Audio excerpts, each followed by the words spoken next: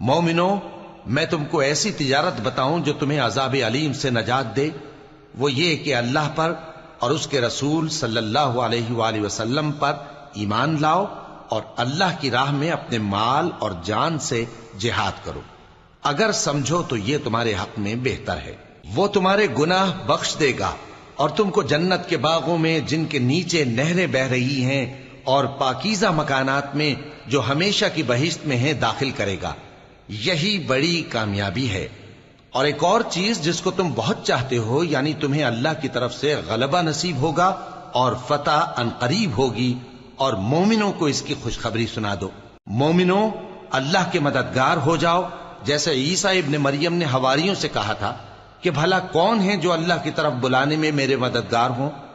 حواریوں نے کہا کہ ہم اللہ کے مددگار ہیں۔ سو بنی اسرائیل میں سے ایک گروہ تو ایمان لے آیا،